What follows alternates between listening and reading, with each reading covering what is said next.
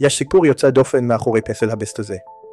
כזה שבמשך שנים יוחס בטעות לטייסת האמריקאית אמיליה ראוט. אבל היום, הודות לניתוח היסטורי-אומנותי מדוקדק, אנו יודעים את האמת.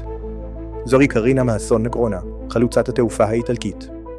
היצירה נוצרה בין 1934 ל-1938 על ידי המאסטר ארמנדו מיכלטי, פסל מוולטרה, עיר בעלת מסורת ארוכת שנים בעבודת בהט.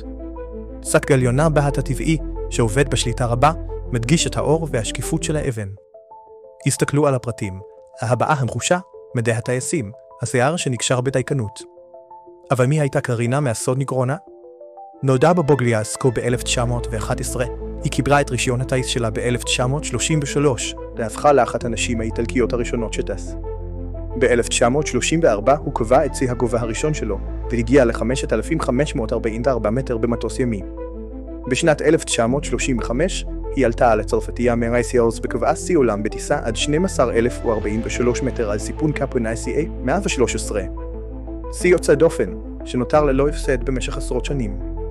ב-1954, בטיסה מבראשיה ללוקסור, הוא עבר כמעט 3,000 קילומטרים בקצת יותר מ-13 שעות, במהירות ממוצעת של 299 קילומטרים לשעה.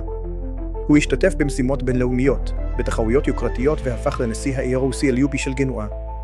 בשנת 1996, תרומתו לתעופה נחגגה עם חותמת רשמית של פוסט איטליאנה, המציגה אותה עם קפרן ICA 113 האייקוני שלה. היום, הפסל הזה מוצא שוב את משמעותו האמיתית. לא עוד אמיליה ראוט, אלא קרינה מאסון נגרון. מחווה לאישה אמיצה, טייס בעל חזון, שבכישרונו כתב דפים בל יימחה בתולדות הטיסה.